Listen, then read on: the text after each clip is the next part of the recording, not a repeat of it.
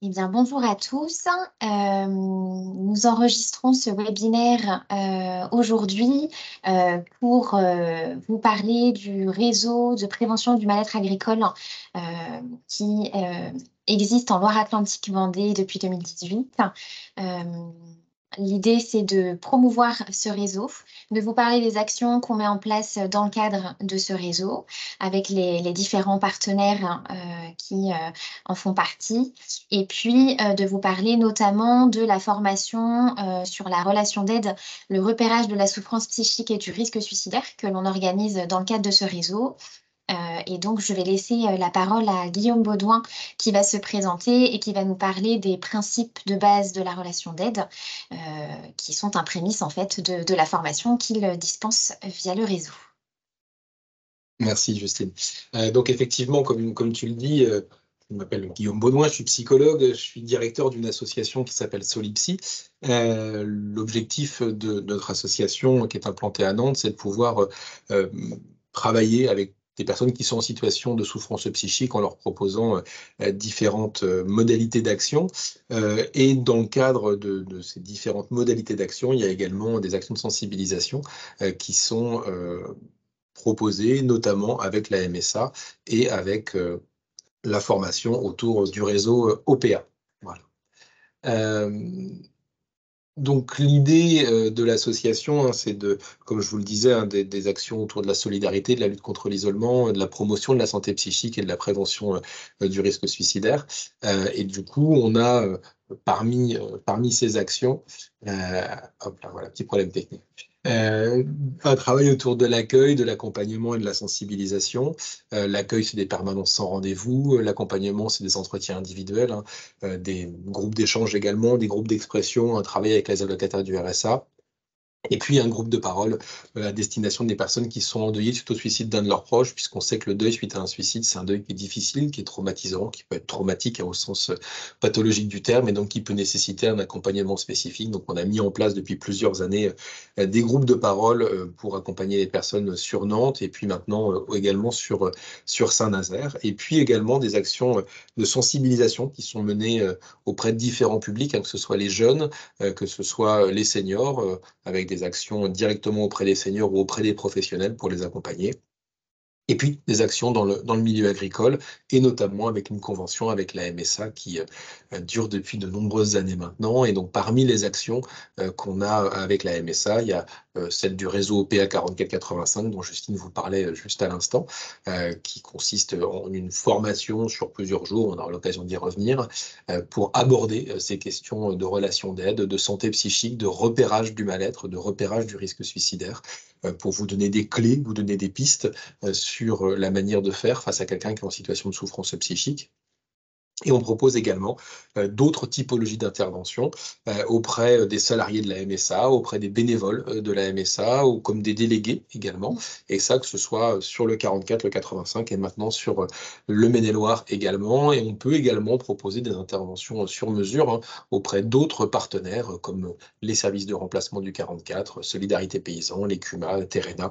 On a déjà eu l'occasion de le faire afin de faire des choses un peu sur mesure et d'adapter en fonction des besoins de nos différents partenaires. Voilà pour la présentation de Solipsy.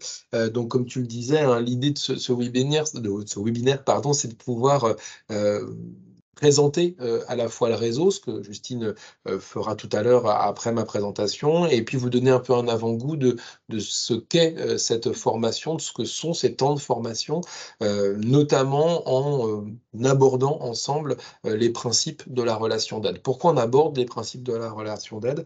Parce qu'en fait, c'est le préalable au travail du repérage du mal-être, c'est le préalable au travail d'orientation, c'est le préalable au fait de pouvoir identifier quelqu'un qui pourrait être en situation de souffrance psychique, parce qu'en fait, avant de pouvoir intervenir auprès de l'autre, avant de pouvoir comprendre comment il est en situation de souffrance, ou qu'est-ce qui peut le mettre en situation de souffrance, ou quels sont les éléments que vous pouvez repérer autour de sa souffrance psychique, il faut d'abord savoir comment est-ce qu'on peut intervenir par rapport à l'autre, parce que un des écueils majeurs de justement cette relation d'aide, c'est notre incapacité ou notre difficulté à pouvoir repérer comment ça fonctionne pour nous dans le cadre de cette relation.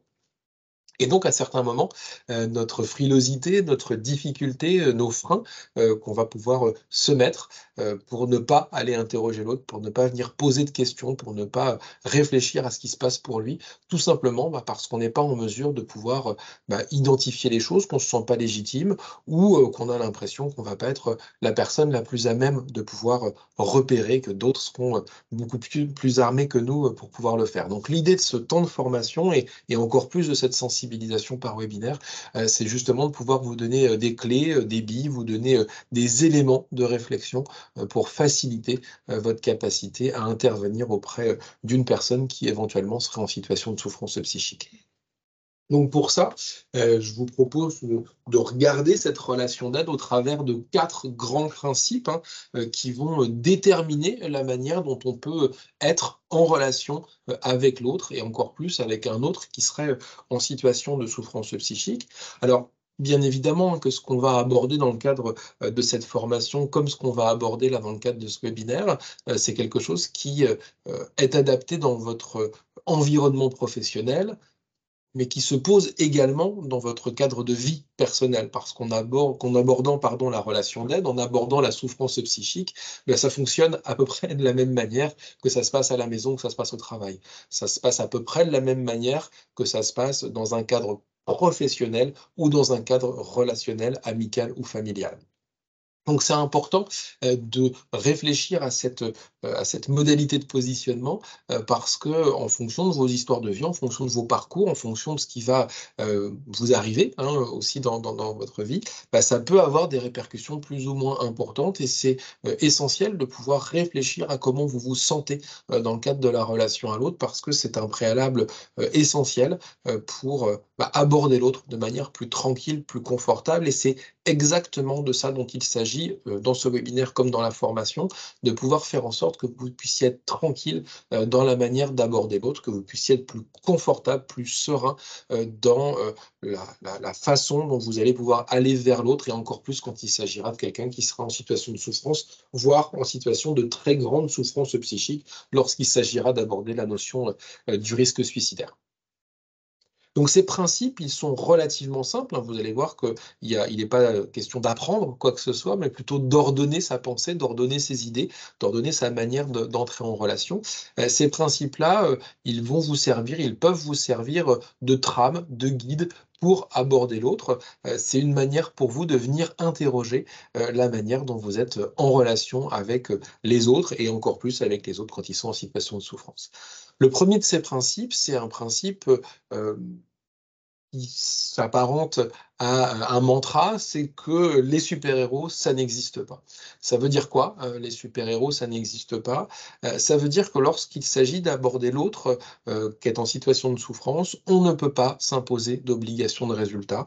On n'a et on n'aura jamais aucune garantie sur le fait que ce qu'on va proposer, que ce qu'on va faire, que ce qu'on va dire va fonctionner, va avoir un impact ou va être utilisé par la personne à qui on le propose. Et pour une raison relativement simple, c'est que par principe, étant en relation avec un autre, et bien cet autre est un inconnu et on n'aura pas de capacité à pouvoir être certain que ce qu'on va proposer va pouvoir lui convenir. Et pour la simple et bonne raison que cet autre, il a sa liberté de penser, sa capacité à pouvoir juger qu'il accepte ou qu'il n'accepte pas ce qu'il vous dit, qu'il va appliquer, qu'il va écouter ou non ce que vous avez à lui dire, même si votre idée elle est bonne, même si votre proposition elle est idéale pour lui dans sa situation. Pour autant, ça ne garantira pas qu'il se saisira de ce que vous lui proposerez. Ce qui fait que lorsqu'on est dans le cadre d'une relation d'aide, on ne peut à aucun moment présupposer de ce que l'autre va prendre, de ce qu'il va faire, de ce que vous allez lui dire, de ce que vous allez lui proposer. Donc, on ne pourra à aucun moment être certain du résultat de notre action. On ne peut s'imposer d'obligation de résultat seulement, et encore, à minima, s'imposer d'obligations de moyens. Ça veut dire qu'on peut garantir ce qu'on va proposer, on peut garantir ce qu'on va dire, on peut garantir ce qu'on va tendre à l'autre, mais à aucun moment on ne pourra garantir ce dont il va se saisir et garantir encore moins que ce dont il pourrait se saisir peut ou pourra fonctionner. C'est toute la frustration de la relation d'aide, c'est qu'on n'a pas de certitude sur le fait que ce qu'on va faire, ça va fonctionner. Il y a énormément d'inconnus, énormément de zones d'ombre dans ce cadre-là. Et c'est souvent ce qui fait notre difficulté à pouvoir intervenir, parce qu'en parallèle de cette intégration du fait que les super-héros n'existent pas, il y a aussi le réel qui est que cette notion du super-héros, cette envie de pouvoir aider, cette capacité qu'on pense qu'on va pouvoir accompagner l'autre, lui apporter des réponses, bah c'est très souvent ce qui va nous donner envie d'aller vers lui. C'est très souvent le moteur, l'énergie, qui va faire qu'on va avoir envie d'aider. Donc il va falloir trouver une mesure entre l'intégration que les super-héros, ça n'existe pas, et en même temps, la capacité qu'on va pouvoir avoir à aider et l'envie qu'on va avoir à aider. C'est trouver ce juste milieu entre notre envie d'aider et l'idée que bah, notre aide ne fonctionnera peut-être pas ou que nos solutions ne fonctionneront peut-être pas. Donc il faudra trouver le juste milieu pour bah, faire exister cette réalité que les super-héros n'existent pas, mais pour autant on peut avoir envie d'aider, pour autant on peut proposer des choses à l'autre. Le deuxième principe de la relation d'aide qui est directement induit par le premier, c'est que bah, on n'a pas de super pouvoir, ce qui veut dire qu'on est limité, et donc la relation d'aide, la relation à l'autre doit nécessairement être abordée en étant le plus au clair possible avec nos limites. Ça veut dire quoi, être au clair avec ses limites? Ça veut dire venir regarder pour soi bah, ce qu'on peut faire, ce qu'on ne peut pas faire, ce qu'on sait faire, ce qu'on ne sait pas faire, jusqu'où on peut aller, jusqu'où on ne doit pas aller. Quelles sont nos compétences, quelles sont nos capacités, et puis quelles sont nos incapacités, quelles sont nos incompétences.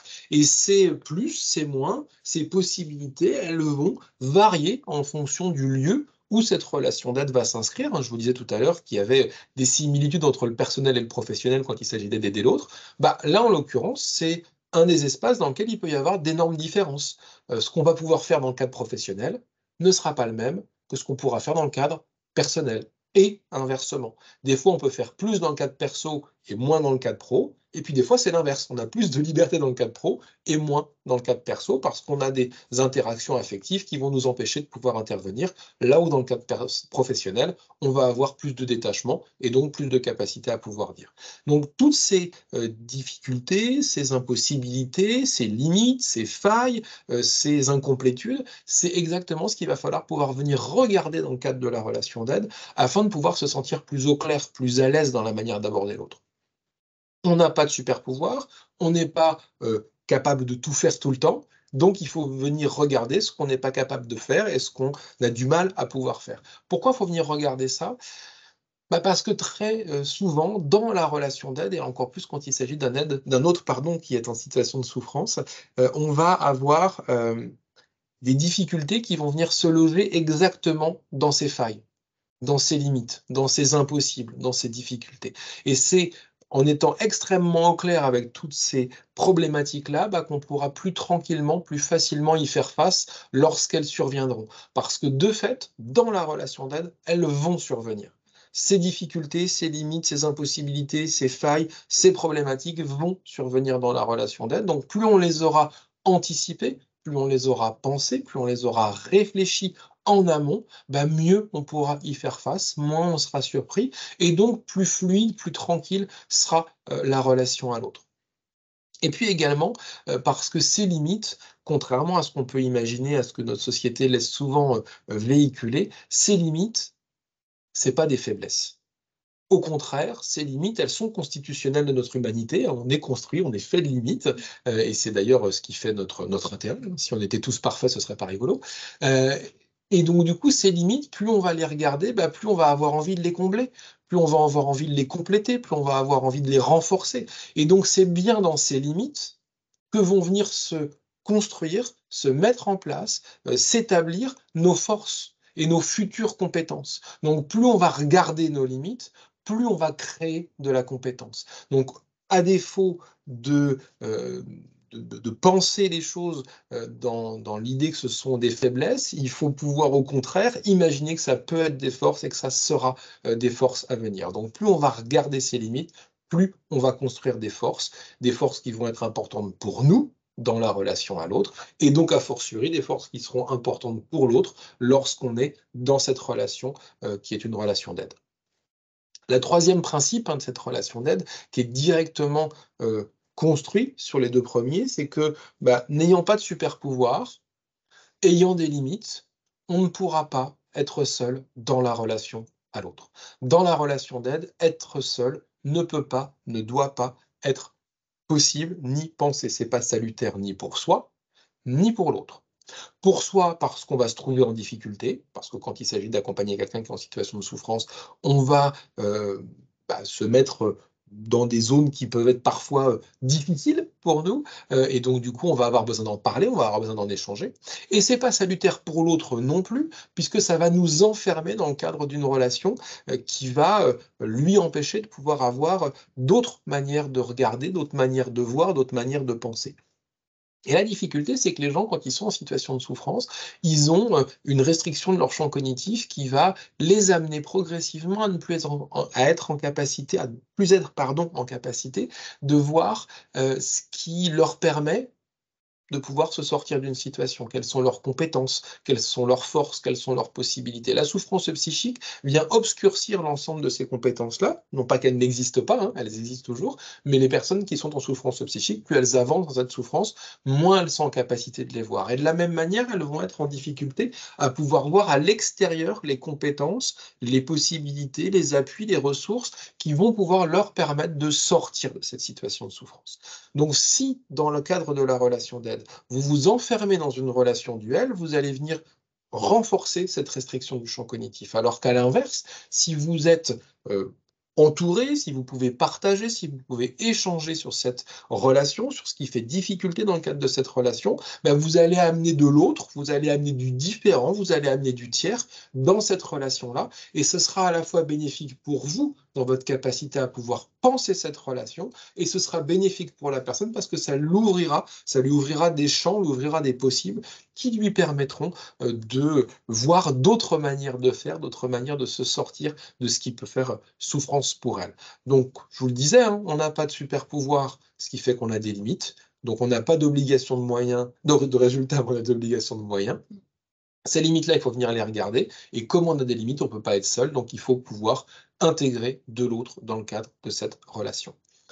Et puis le dernier principe, qui est peut-être pour moi le plus important et qui va construire la relation à l'autre, c'est de pouvoir vous faire confiance.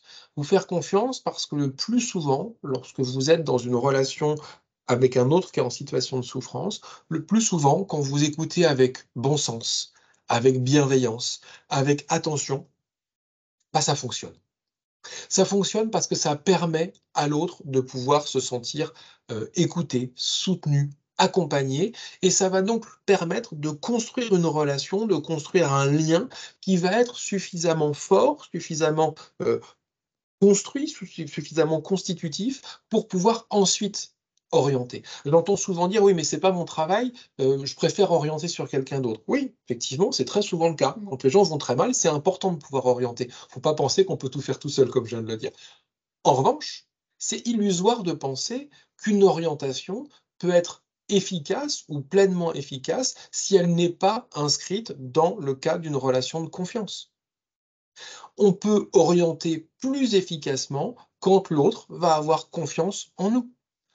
Si vous le prenez pour vous, si quelqu'un de confiance vous dit quelque chose, vous propose quelque chose, vous allez l'écouter de manière plus attentive que si c'est quelqu'un que vous avez vu qu'une fois ou croisé la veille. De fait, la confiance va renforcer la capacité à entendre, va renforcer la capacité à écouter et donc va renforcer l'efficacité de l'orientation que vous pouvez proposer à l'autre. Et puis, je dirais que même si la personne, puisque je disais on n'est pas sûr qu'elle prenne ce que vous allez lui proposer, même si on n'a pas cette certitude-là, quoi qu'il arrive, le lien que vous aurez pu construire avec cette personne lui permettra d'avoir un espace d'appui. Les gens qui sont en situation de souffrance psychique ont très très souvent l'impression d'être seuls à vivre ce qu'ils sont en train de vivre, l'impression de pouvoir en parler à personne, de ne le partager avec personne.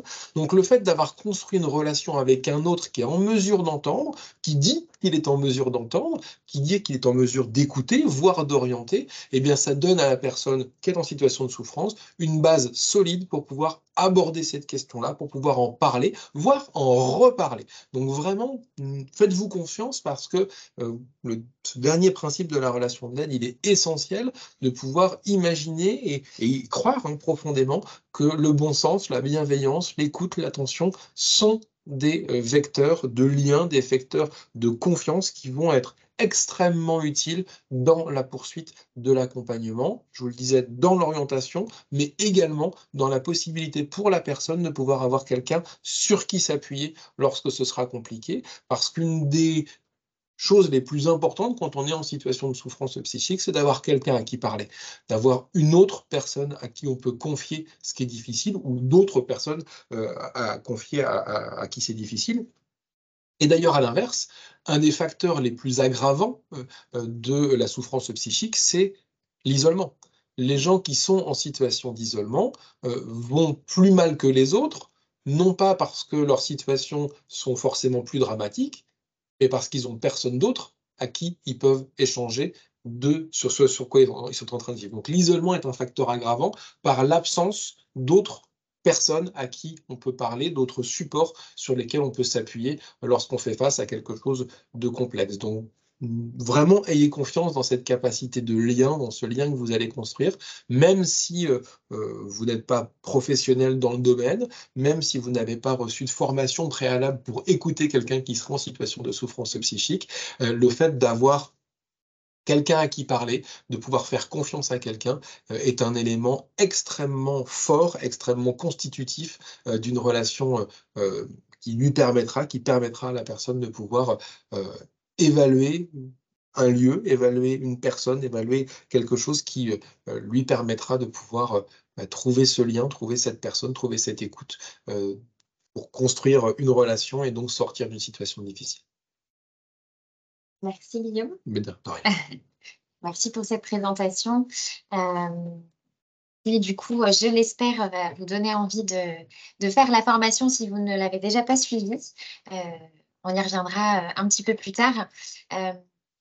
Avant de vous parler de ce qui se fait au niveau local et du réseau à proprement parler, je souhaitais vous parler de ce qui se fait au niveau national, de ce qu'est la prévention du mal-être agricole, comment la MSA notamment, mais aussi les autres structures partenaires se sont emparées du sujet. Donc ça date pas d'aujourd'hui.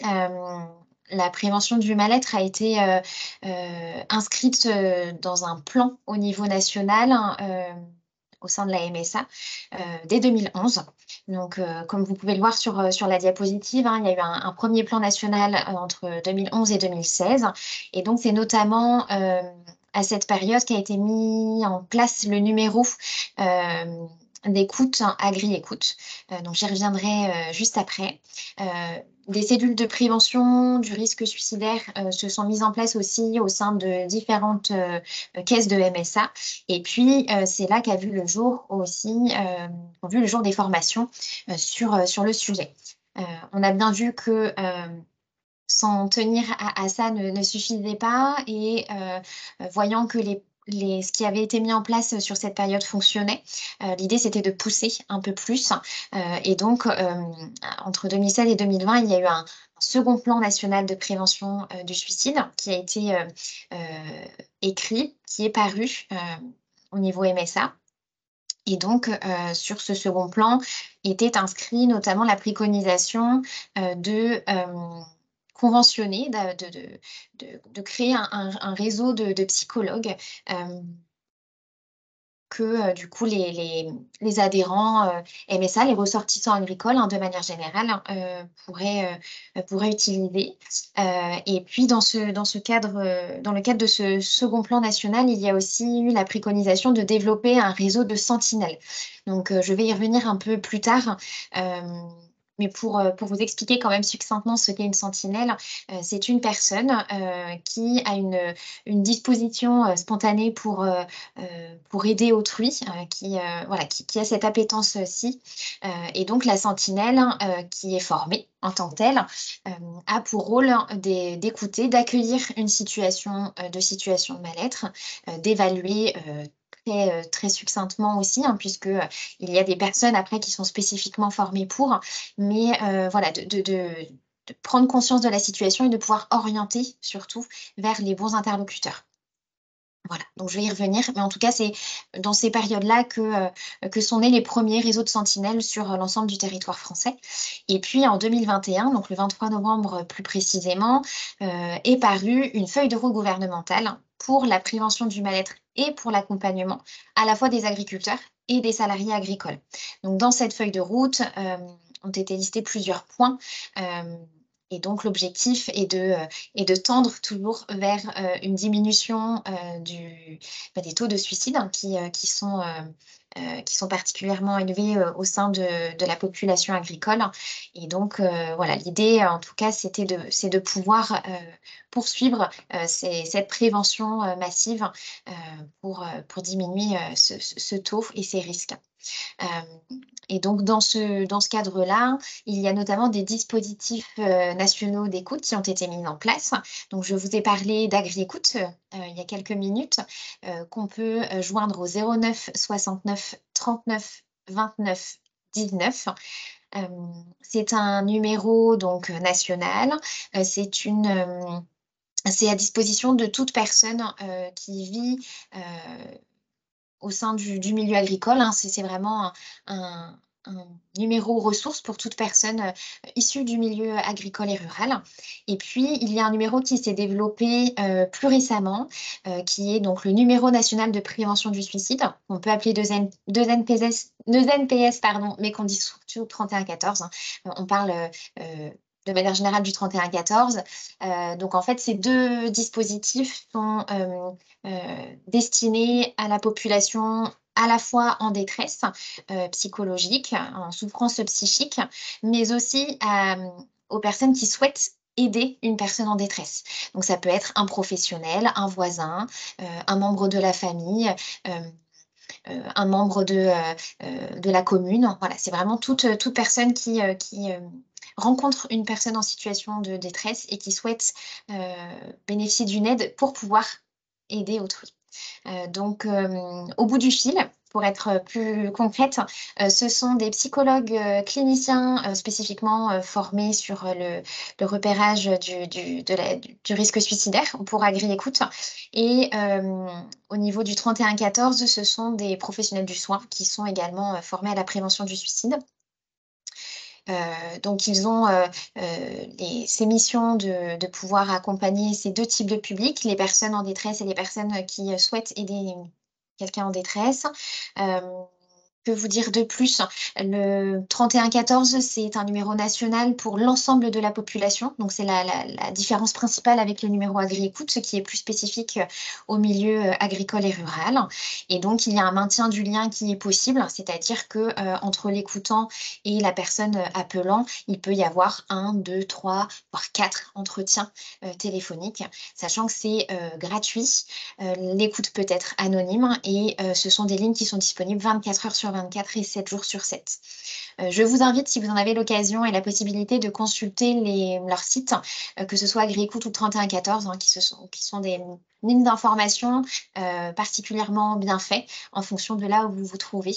Donc, n'hésitez pas à y jeter un coup d'œil. Voilà pour la présentation au niveau national. Là, je vais passer plutôt à l'offre locale. Donc, je vous ai parlé des réseaux de sentinelles et notamment au tout début du réseau de prévention du mal-être agricole de Loire-Atlantique. Donc, vous pouvez le constater avec cette diapositive, hein, de la force de ce réseau par le nombre de structures partenaires, hein. Il y en a 18. Et donc, l'idée, c'est qu'on puisse l'étoffer au fur et à mesure. Donc, vous avez notamment la préfecture qui est représentée par la DDTM, Direction départementale des territoires et des mers, et la DDPP, Direction départementale protection de population. Vous avez également le conseil départemental, la chambre d'agriculture et le pôle Réagir hein, pour les exploitations fragilisées. Vous avez le Crédit Mutuel, le Crédit Agricole, le CERF France, la Fédération des coopératives agricoles. Il y a aussi récemment l'Association des maires ruraux de Loire-Atlantique qui nous a rejoints, Groupama, Solidarité Paysan Loire-Atlantique, le service de remplacement 44, Synovia, la FNSEA, donc un syndicat agricole, Terrena, et puis l'Union des CUMA. Et le GDS, donc là, j'espère que je les ai tous cités, la MSA également. Je vous ai aussi mis sur cette diapositive les structures qui composent le réseau vendéen, pour ceux que ça intéresse. Dans tous les cas, ce sont des réseaux qui fonctionnent bien. Donc en Vendée, il est un petit peu plus ancien, il date de 2014. Si on se concentre sur le département de Loire-Atlantique, il existe depuis 2018. Il y a une convention de partenariat qui a été signée par l'ensemble des structures présentes dans ce réseau. Et donc, on se réunit à plusieurs reprises, notamment lors de comités de pilotage et de comités techniques. Donc, le comité de pilotage, c'est une instance plutôt politique, institutionnelle, où les représentants de chaque structure est présent, où il y a un bilan de l'année écoulée qui est présenté. On présente également les perspectives pour l'année à venir. Et puis, c'est une instance où on valide les moyens humains et financiers qui sont alloués pour les actions qu'on envisage pour l'année à venir. Et puis, donc, il y en a un par an, le comité de pilotage, au mois de décembre généralement, et le comité technique. Et donc, il y a un référent par structure qui est désigné, un ou plusieurs, ça dépend des structures. Et donc, ces référents se retrouvent hein, donc à minima 2 fois par an, c'est ce qui est mentionné dans la convention. Mais de manière plus générale, on se retrouve une fois par trimestre, si ce n'est plus quand il y a des actions qui nécessitent des sous-groupes de travail pour avancer sur les sujets. Et donc, on met diverses actions en place hein, que je vais vous présenter. En tout cas, l'objectif de ce réseau, c'est de détecter le plus précocement possible des situations de mal-être d'exploitants agricoles. Et donc là, depuis plus récemment, de salariés agricoles également. Avec la feuille de route, l'idée, c'est que ce réseau puisse s'étendre au public des salariés agricoles, notamment ceux de la production qui sont aussi sur les exploitations. Et donc, les sous-objectifs, si je peux le dire ainsi, c'est de former, donc par l'intermédiaire de l'association Solipsy et de Guillaume Baudouin, qui intervient donc lors de sessions de formation. Il y en a 2 qui sont proposées par an sur le département de Loire-Atlantique, 2 également en Vendée. Et puis, voilà, il y a plusieurs sessions de formation sur d'autres départements, même s'il y a certaines nuances ou différences. En tout cas, les formations sur le repérage du mal-être existent. Et donc, l'idée, c'est de former toute personne qui vit ou travaille dans le milieu agricole. À l'origine, on était plutôt sur la formation de professionnels ou bénévoles en contact direct d'exploitants agricoles. Là, l'idée, c'est de former le plus de monde possible, y compris les agriculteurs eux-mêmes. Hein. Il y en a certains qui ont pu participer à des formations. Alors, via une autre casquette, hein, ça pouvait être un représentant ou un président d'association de remplacement. Voilà, il y avait des exemples comme ça qui me viennent en tête, mais l'idée, c'est de former un plus grand nombre pour pouvoir détecter le plus en amont possible et pouvoir intervenir sans que la situation soit trop dégradée. Le second sous-objectif, c'est de pouvoir signaler justement ces situations, puisqu'une fois qu'on forme, on repère, eh bien c'est bien joli, mais il faut pouvoir en faire quelque chose. Donc, au sein du réseau, on a créé une procédure de signalement que je vais vous détailler un tout petit peu plus après, avec donc une fiche de signalement qui est à disposition de toute personne qui souhaite signaler une situation via le référent des structures membres du réseau. Et puis, le dernier axe, c'est la communication. L'idée, c'est de promouvoir, comme aujourd'hui avec ce webinaire, de promouvoir le réseau, de créer des supports qui soient utiles pour toutes les sentinelles formées, donc que ce soit dans leur quotidien professionnel, mais aussi personnel. Finalement, on se rend compte que ça peut avoir de l'utilité. Donc, c'est vraiment de donner du sens à ce réseau et que ça ait de l'intérêt pour les personnes en souffrance psychique. Pour détailler un petit peu plus, mais sans, vous embêter, et rentrer dans les détails, sur la partie formée, donc, j'y reviens succinctement puisque, Guillaume Baudouin l'a déjà expliqué, tout à l'heure. C'est de comprendre, savoir repérer, écouter et oser en parler et puis se connaître en fait entre sentinelles, entre personnes, travaillant auprès, d'agriculteurs notamment, entre personnes d'une même commune rurale. Voilà, c'est de faire du lien. Donc c'est pour ça qu'on a créé ce partenariat avec l'association Solipsy, pardon, et qu'on met en place des sessions de formation. Et puis l'idée, c'est au-delà de la formation, c'est de pouvoir proposer aussi des temps d'analyse de pratique ou de supervision, ça dépend comment on l'appelle, où on peut aussi réactualiser ses connaissances et puis de proposer pourquoi pas un temps fort annuel, c'est l'idée, en tout cas l'objectif, pour rassembler toutes les sentinelles formées et toujours dans l'objectif de créer du lien, que ce soit plus simple aussi de pouvoir s'interpeller en cas de besoin sur une situation, de pouvoir échanger, ne pas se sentir seul, hein, c'est ce que Guillaume, tu disais tout à l'heure. Donc créer vraiment une dynamique de réseau. Donc on y travaille particulièrement cette année, en 2024, où on va expérimenter ces temps d'analyse de pratique et d'animation. Sur la partie signalée, donc l'idée, c'est de pouvoir soutenir les personnes qui sont confrontées à des situations, d'accompagner ces personnes et de les orienter au mieux. Donc on a rédigé une charte de fonctionnement du réseau, une procédure de signalement comme je vous l'expliquais. Et donc, vous allez pouvoir le voir juste après. On a donc cette procédure de signalement, elle se traduit par une fiche. C'est pour ça qu'elle est en orange, comme la carte de visite, le dépliant face au mal-être qui contacter et le guide d'entretien, puisque je vous les ai insérés du coup dans les diapositives. Donc ça, c'est la fiche de signalement. Qui est à compléter, du coup, quand on constate une situation de mal-être.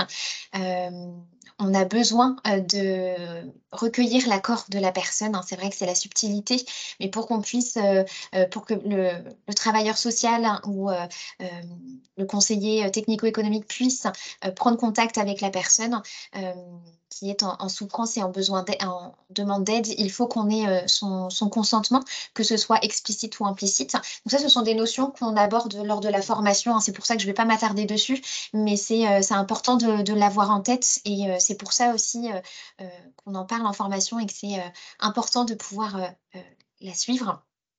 Voilà, et donc suite à ce signalement, donc ce signalement est envoyé aux structures socio-professionnelles qui composent le réseau, à savoir Réagir, Solidarité Paysans et le service social de la MSA. Voilà, pour qu'il puisse y avoir un contact pris en fonction de l'accord de la personne. Et puis, cette fiche est aussi adressée pour vigilance auprès des structures de contrôle. Pour éviter des relances automatiques, des courriers intempestifs. On est vraiment dans le souci de protéger et de venir en aide à la personne en souffrance. On a créé aussi des cartes sous format carte de visite que vous pouvez avoir dans la poche. Donc c'est assez pratique et que vous pouvez transmettre aux ressortissants agricoles, aux personnes issues du milieu rural, avec les lignes d'écoute au recto et les structures socio-professionnelles au verso. Vous avez également sous les yeux un dépliant qu'on a créé qui s'appelle Face au mal-être, qui contacter. Donc là, on est vraiment à destination des professionnels et bénévoles au quotidien qui rencontrent notamment des exploitants, puisqu'il y a des structures partenaires qui interviennent majoritairement auprès des exploitants agricoles, qui permettent de recenser les coordonnées de ces structures. Alors là, c'est un peu petit, j'imagine, quand vous regardez cette diapositive, mais qui recense d'un côté les propositions d'aide que l'on peut faire par rapport aux difficultés qui sont listées, et puis les structures tout en haut qui sont à même de pouvoir répondre justement à ces difficultés, de proposer des solutions. Voilà, c'est pour vous expliquer rapidement ce qu'on propose au sein du réseau. Également, Ici, vous avez un guide d'entretien qui permet notamment à des personnes qui sont en contact téléphonique avec des exploitants ou des salariés qui peuvent être démunis. Vous, vous pouvez, par exemple, être confronté à ce genre de situation en contact téléphonique avec une personne qui ne va pas bien. Et bien, l'idée, c'est ce guide vous permet de pouvoir structurer un petit peu l'entretien, de garder le fil et le contact en ayant des ressources à disposition et des propositions à faire aux personnes qui sont majoritairement le médecin traitant, les lignes d'écoute et les services socioprofessionnels. Sachant qu'en cas d'urgence, hein, on le mentionne bien, en cas d'urgence de passage à l'acte imminent, pour le coup, il faut appeler le 15. Voilà. Donc, les petits rappels, en tout cas, qu'on diffuse au plus grand nombre de personnes pour soulager aussi et pour venir en soutien lorsqu'il y a une situation délicate. Et puis enfin, sur l'action communiquée, comme je le disais, c'est de faciliter le travail des professionnels et des personnes sur le terrain. Donc, on a créé des plaquettes qui sont destinées à la fois aux agriculteurs, d'autres plutôt aux professionnels, aux bénévoles, aux personnes qui viennent en soutien. Euh, voilà, divers temps d'actualité, d'échange aussi entre structures. Donc ça, c'est important. Et puis, on communique toujours sur l'existence du réseau, comme ce webinaire.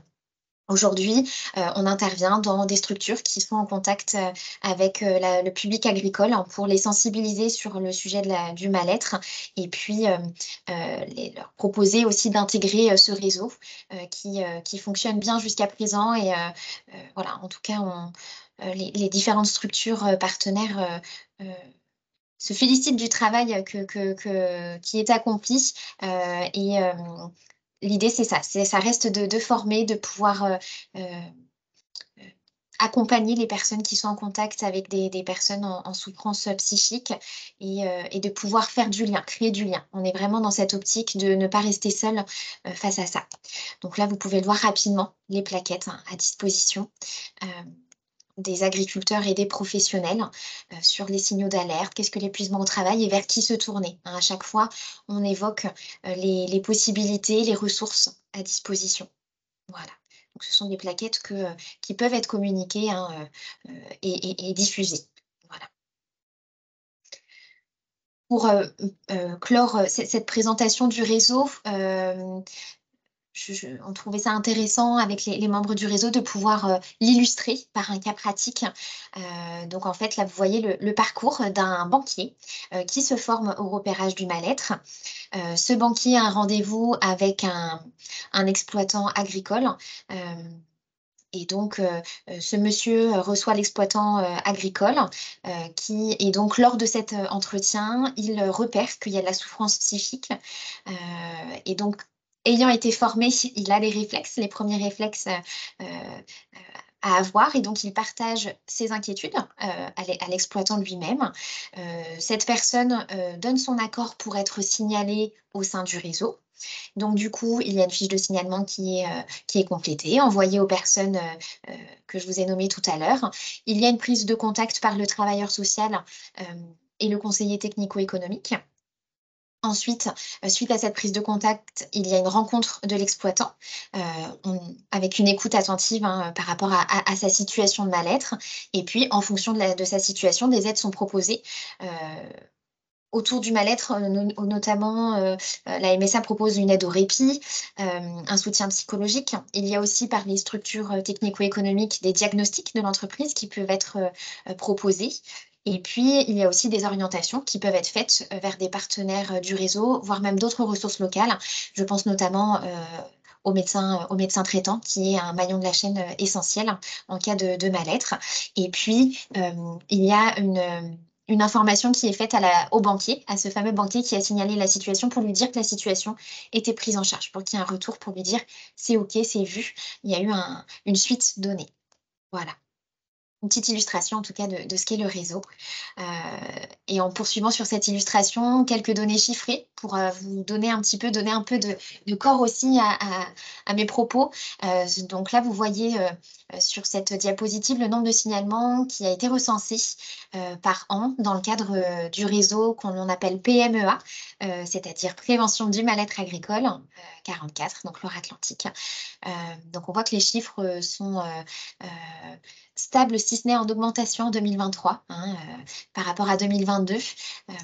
Mais on est entre 14 et 29 signalements dans le cadre du réseau, sachant que ces chiffres ne reflètent pas toutes les situations de mal-être, puisque les situations qui sont recensées sont uniquement celles pour lesquelles il y a eu un mail, une fiche de signalement reçue et que le chargé de prévention du mal-être agricole, donc en l'occurrence moi, c'est vrai que je ne me suis pas présentée. Donc Justine Noël Racine, je le fais maintenant un peu tard. Et donc j'occupe le poste de chargée de prévention du mal-être agricole au sein de la MSA Loire-Atlantique Vendée. Et donc moi, je vais réceptionner ces fiches, les transmettre au travailleur social de la MSA qui travaille qui intervient sur le secteur de la personne concernée. Et donc c'est dans ce cadre-là que je vais recenser les situations signalées. Mais par exemple, mes collègues travailleurs sociaux vont accompagner des personnes qui sont en situation de mal-être, mais sans nécessairement passer par le réseau, puisqu'il y a déjà du lien avec les partenaires qui gravitent autour de l'exploitant ou du salarié, ce qui fait qu'il n'y a pas de formalisation de cette situation de mal-être. Donc c'est pour vous dire que les chiffres sont un petit peu en deçà de la réalité, puisque ça reflète uniquement ceux pour lesquels j'en ai eu connaissance. Voilà. Et puis pour terminer, parler des forces du réseau pour donner aussi envie aux structures qui n'en font pas encore partie de nous rejoindre. Parmi ces forces du réseau, il y a cette idée d'interconnexion, d'interconnaissance également, de partage. On échange à chaque fois, on fait un tour de table sur les actualités de chacun quand on se retrouve. L'idée, c'est d'avoir aussi une culture commune. De pouvoir avoir une certaine cohésion quand on accompagne les exploitants et salariés agricoles, et puis de soutenir les professionnels en contact direct avec la population, et puis se soutenir aussi entre nous qui sommes référents au sein de nos structures respectives. Voilà pour cette présentation du réseau. Donc merci pour votre écoute. En tout cas, place aux questions. Je ne sais pas si ces présentations de Guillaume et moi a suscité des interrogations. En tout cas, elles sont les bienvenues. Ouais, j'aurais deux petites questions pour toi, Justine. Ouais. Comment s'inscrit-on aux formations et y en a-t-il dans tous les départements? Alors, bonne question. Comment on s'inscrit aux formations? Donc, c'est tout simple, il faut m'envoyer un mail avec les coordonnées, vos coordonnées, ou les coordonnées de la personne qui souhaite être formée. C'est-à-dire que, pour vous expliquer un petit peu, j'envoie le programme de formation chaque année aux structures membres du réseau, et ces structures peuvent aussi l'envoyer le plus largement possible. Et donc, dès lors que la personne a connaissance de cette formation, c'est de m'envoyer un mail d'inscription, ou même me téléphoner si le mail n'est pas possible, avec nom, prénom, adresse mail, numéro de téléphone, et puis la date de la session choisie. Voilà. Et donc ensuite, moi je tiens une liste, et puis j'envoie une invitation une fois que les inscriptions sont bien validées. Voilà. Et y en a-t-il dans tous les départements? Alors, comme j'ai pu très succinctement l'évoquer, oui, des formations sentinelles, il y en a sur tous les départements, mais elles ne sont pas proposées par les mêmes personnes, les mêmes formateurs. Il y a notamment les formations sentinelles que je vais appeler généralistes, qui sont proposées et dispensées par l'ARS, l'Agence régionale de santé, qui durent une journée. Pour le coup, nous, en Loire-Atlantique Vendée, donc il y a ces formations sentinelles généralistes, c'est-à-dire tout public pour tout citoyen. Et on a parallèlement décidé de proposer une formation plus spécifique au milieu agricole, avec une dimension particulière, des cas pratiques, des mises en situation vraiment adaptées à cette population. Et donc, pour le coup, là, je parle au niveau de la Loire-Atlantique Vendée, mais c'est via l'association Solipsy qu'on les met en place. Voilà. En tout cas, une personne qui veut se former en tant que sentinelle, c'est possible sur l'ensemble des départements.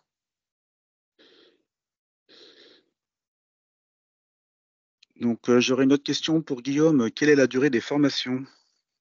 Alors, c'est des formations qui sont sur 2 jours consécutifs pour justement qu'il y ait une continuité dans dans le temps de formation et de sensibilisation.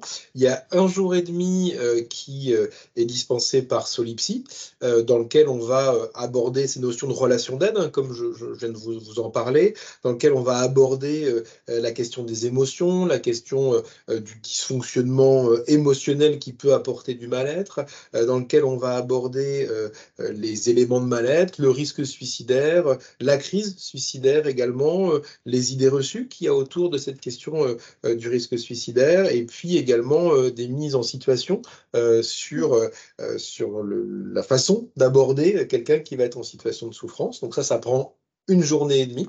Et puis, il y a une demi-journée ensuite qui est à la suite, hein, et qui va être consacrée un peu à ce que Justine vient de vous expliquer, c'est-à-dire comment ça fonctionne un réseau, qu'est-ce que c'est un réseau, quelles sont les ressources sur le territoire, quelles sont les structures, hein, que ce soit le pôle Réagir ou les associations Solidarité Paysans, qui peuvent venir en aide à un exploitant, à un agricole, un agriculteur, pardon, à un ouvrier agricole qui serait en difficulté. Donc cette demi-journée, elle est vraiment consacrée à la constitution, à la manière de penser le réseau et penser l'action en réseau. Bonjour, j'ai une question pour toi, Justine. Y a-t-il des temps de réactualisation des connaissances? Alors, il n'y a pas de temps à proprement parler de réactualisation de connaissances, c'est-à-dire qu'on propose la formation et il ne va pas y avoir de journée affichée en tant que telle, réactualisation des connaissances. Par contre, en 2024, donc cette année, on expérimente des temps d'analyse de pratique, comme j'ai pu l'évoquer aussi très rapidement.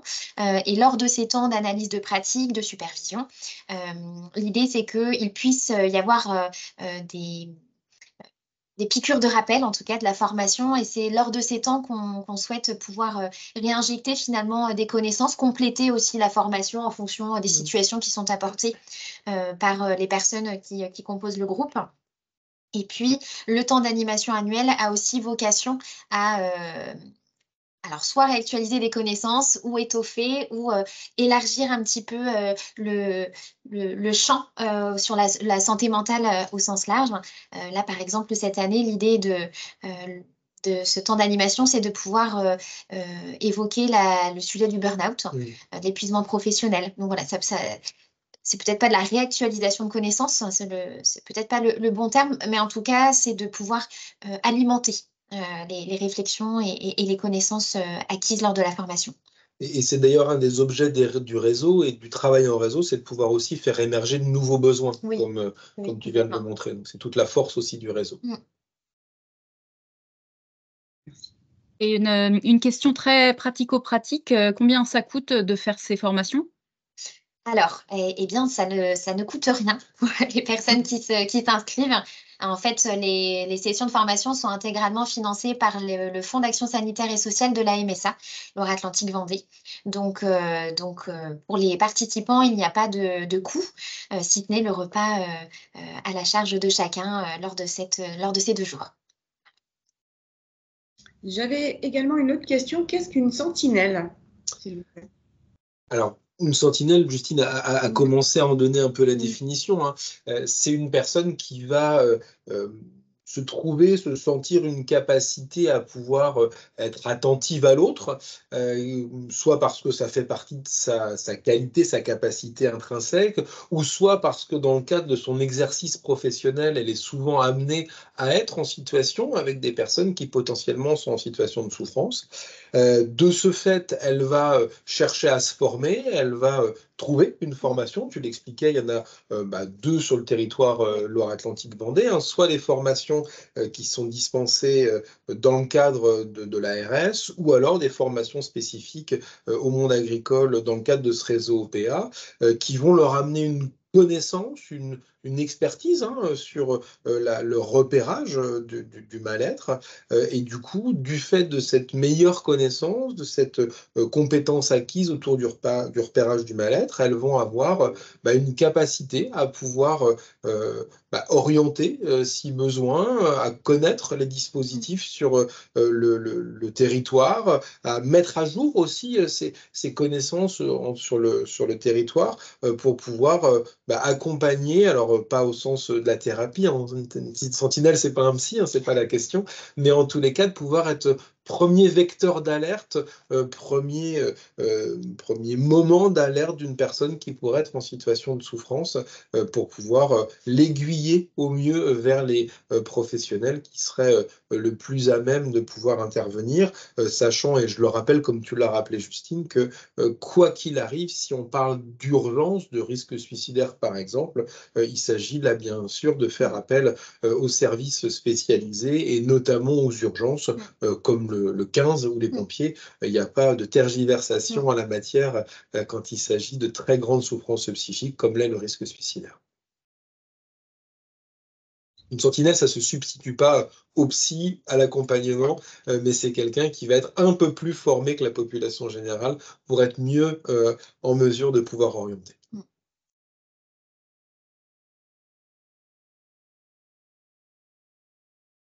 Est-ce qu'il y a d'autres questions?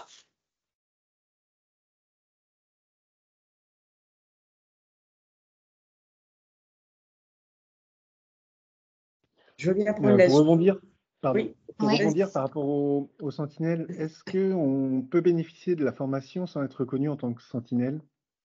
Alors, c'est une bonne question. Oui, on peut bénéficier de la formation sans avoir de casquette sentinelle, en tout cas.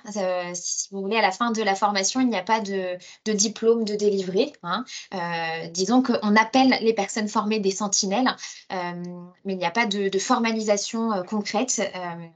Donc, là où il y a peut-être une petite nuance, c'est-à-dire que les sentinelles, elles sont recensées, c'est-à-dire que en tant que chargée de prévention du mal-être agricole qui organise les formations avec Guillaume Baudouin au niveau de la MSA, je tiens une liste de toutes les personnes formées.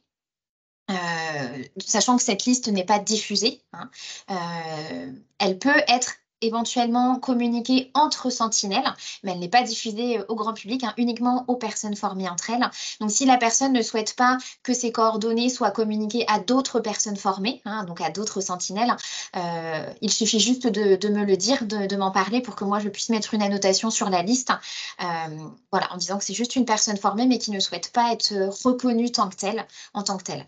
En tout cas, nous, c'est le parti que l'on a pris au niveau de la Loire-Atlantique Vendée, puisque pour des personnes qui ne veulent pas être reconnues sentinelles, mais qui pourtant sont en contact au quotidien avec du public agricole, on trouvait dommage que par ce fait-là, on ne puisse pas la former et qu'elle ne puisse pas avoir des billes à disposition.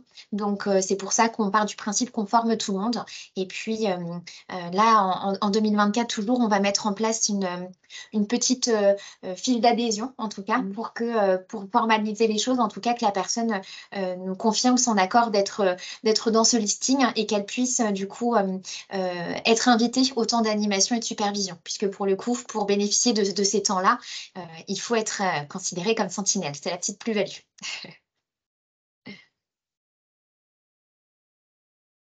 Et à qui sont ouvertes ces formations? Ouais. Alors ces formations, c'est vrai que elles se sont élargies, comme j'ai pu l'évoquer un petit peu. C'est vraiment toute personne qui vit ou travaille dans le milieu agricole. Donc jusqu'à présent, on a formé majoritairement des professionnels issus des différentes OPA, donc des différentes organisations professionnelles agricoles, notamment les structures membres du réseau, que ce soit banquiers, comptables. Voilà, les agents de terrain, vétérinaires, enfin voilà, c'est très, très large, mais plutôt des professionnels qui interviennent auprès des exploitants agricoles, mais on cible vraiment on ouvre en tout cas de plus en plus ces formations à toute personne du milieu agricole pour repérer et détecter, comme je le disais tout à l'heure, le plus précocement possible les situations. Et justement, si je repère quelqu'un qui ne va pas bien, qu'est-ce que je fais? Est-ce qu'il faut que la personne soit d'accord pour être signalée? Ouais, c'est tout l'enjeu et toute la complexité de ce réseau et du coup de la procédure de signalement. C'est que l'idée, c'est quand on constate une situation de mal-être, quand on repère une situation, c'est qu'on en informe du coup le réseau.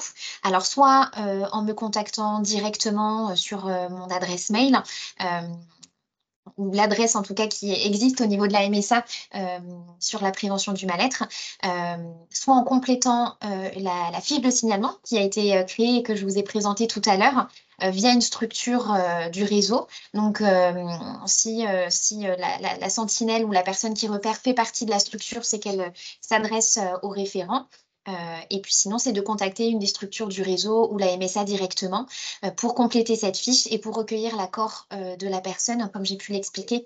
C'est vrai que pour qu'un travailleur social puisse intervenir, cette notion d'être d'accord, à minima en tout cas, de ne pas émettre d'objection ou de réserve pour être contacté par un travailleur social, pour nous, ça vaut accord implicite. Tant qu'il n'y a pas de non formel ou formalisé, c'est OK pour nous. L'idée, c'est qu'elle puisse en tout cas savoir qu'elle va être contactée, puisque l'idée, c'est de ne pas faire intrusion non plus et d'envenimer la situation si toutefois elle ne souhaite pas être contactée et d'avoir une fin de non-recevoir. C'est vraiment cet objectif, de pouvoir tisser du lien et une relation de confiance.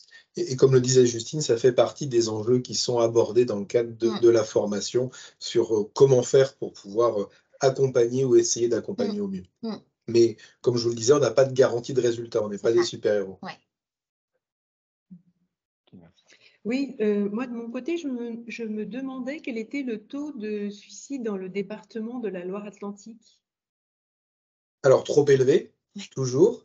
Bon, plutôt que de donner des chiffres, hein, ce qu'il faut savoir, c'est que, de donner des chiffres précis, c'est qu'il est, on va dire, toujours entre 15 et 20% au-dessus de la moyenne nationale. Et ça, c'est important. C'est-à-dire qu'on est une région, les Pays de la Loire, dans lequel le taux de suicide est supérieur à la moyenne nationale. Hein, ça, c'est vraiment important. Et de manière générale. Et de manière générale. Hors du monde agricole, Voilà. hein, pour toute la population. Donc, de fait, on est dans une région dans laquelle le taux de suicide est une réalité. Le nombre de décès par suicide est une réalité.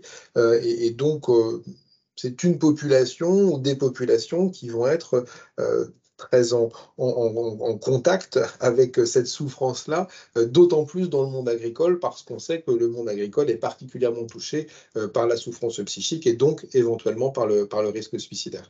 Donc on n'est pas épargné en région Pays de la Loire et encore moins en Loire-Atlantique, même si on voulait comparer les chiffres, la Loire-Atlantique n'est pas le département des Pays de la Loire avec le taux de suicide le plus élevé. Mais pour autant, ça reste un taux de suicide qui est supérieur à la moyenne nationale.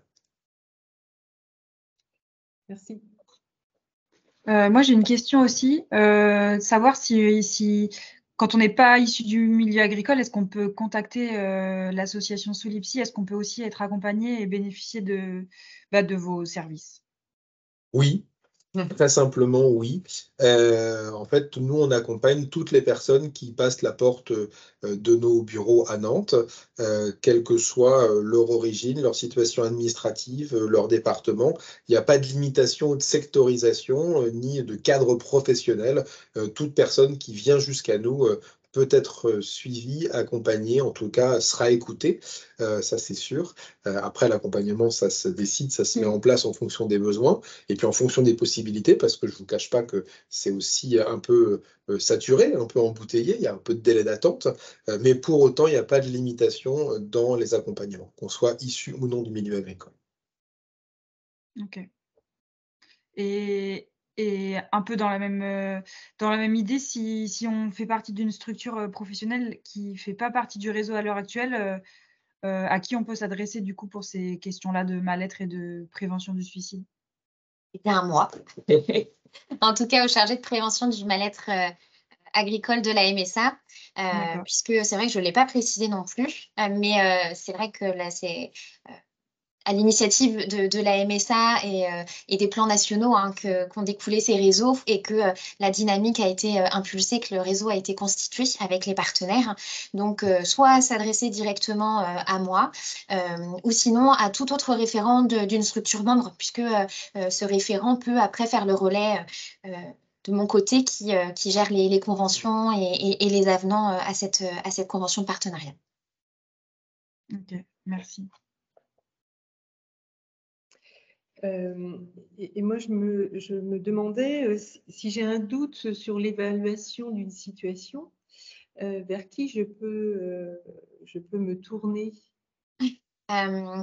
Je dirais de manière générale vers les lignes d'écoute téléphoniques, puisque au bout du fil, ce sont des personnes qui sont spécifiquement formées au repérage de la crise suicidaire, du risque suicidaire. Et donc, je dirais Agri-Écoute et le 3114, le numéro national de prévention du suicide. Dès que vous avez un doute sur une situation, que vous ne savez pas si ça relève d'une crise suicidaire ou non, voilà, quand l'évaluation n'est pas complète, mais ce qui est tout à fait normal puisque vous n'êtes pas, en tout cas les personnes que l'on forme, ce n'est pas leur métier, pardon.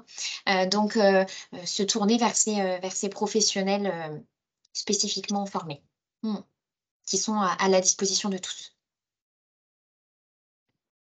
Par contre, si je me trouve dans une personne qui ne veut pas être aidée alors que je considère qu'il y a un risque avéré, comment je peux faire de mon côté? Quelle est la procédure à suivre en fait à mon niveau? C'est la question la plus difficile à répondre, peut-être, des questions que vous nous avez posées pour l'instant. Comme je l'évoquais, la première des choses à évaluer, c'est de savoir s'il s'agit d'une situation d'urgence, auquel cas il n'y a pas de doute à avoir, c'est de faire appel au service d'urgence. Si vous doutez sur l'urgence ou non, comme vient de le dire Justine, le 3114 peut être une bonne manière d'évaluer là où se situe votre doute. Et puis, quant à essayer de se faire accompagner ou qu'une personne qui ne veut pas être accompagnée le soit, ça relève de la personne elle-même. Je vous le disais, on n'a pas de super pouvoir, on n'est pas maître de ce que la personne va saisir de ce qu'on va lui tendre. Donc c'est vraiment extrêmement compliqué d'aider quelqu'un qui ne veut pas être aidé. En revanche, ce qu'on peut faire, c'est proposer.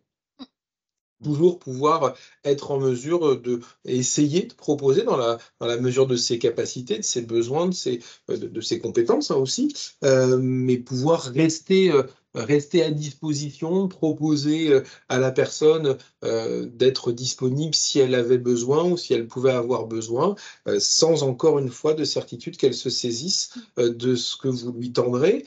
Mais encore une fois, ce que vous ne savez pas, c'est est-ce que le fait de lui avoir proposé quelque chose ne lui permettra pas peut-être de se saisir de ça pour en parler à quelqu'un d'autre. Ce ne sera peut-être pas à vous qu'elle le demandera, mais peut-être à quelqu'un d'autre, alors que c'est vous qui aviez proposé. Mais le simple fait que vous ayez proposé lui a ouvert une possibilité.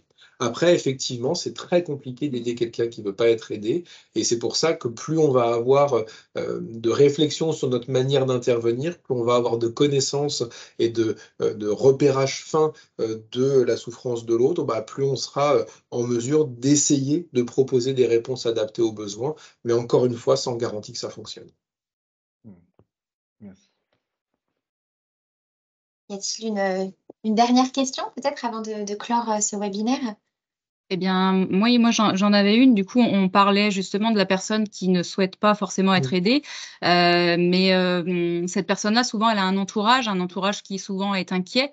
Comment on peut accompagner cet entourage?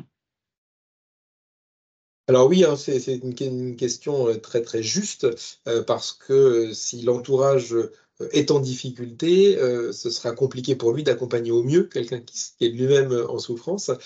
Donc il ne faut vraiment pas négliger, c'est une question pertinente, ne pas négliger cette question de l'entourage et le fait de faire attention à l'entourage.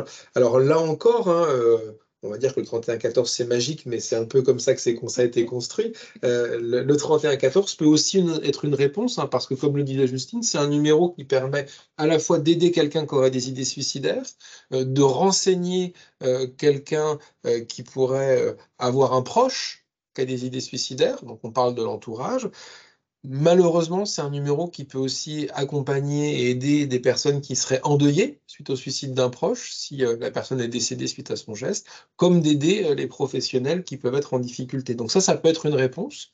Et puis après, il y a plein d'autres structures spécialisées qui vont proposer des accompagnements individuels ou collectifs par le biais d'accompagnements psychothérapeutiques ou par le biais de groupes de parole pour les personnes de l'entourage en situation de souffrance. Par exemple, sur le département de Loire-Atlantique, l'unité de prévention du suicide de l'hôpital Georges Daumaison, qui est une unité intersectorielle, donc il n'y a pas de limitation de territoire, propose ce type d'accompagnement pour des personnes qui sont face à un entourage avec des idées suicidaires, par exemple. Nous, au niveau de l'association Solipsy, c'est des choses qu'on peut également proposer. Et puis, il peut y avoir d'autres structures spécialisées, type centre médico-psychologique, en parler à son généraliste. En tous les cas, ne jamais rester seul face à ce type de situation. Essayer de trouver le maximum de ressources à l'extérieur pour faire face à cette difficulté qui est très complexe, hein, on vous l'accorde,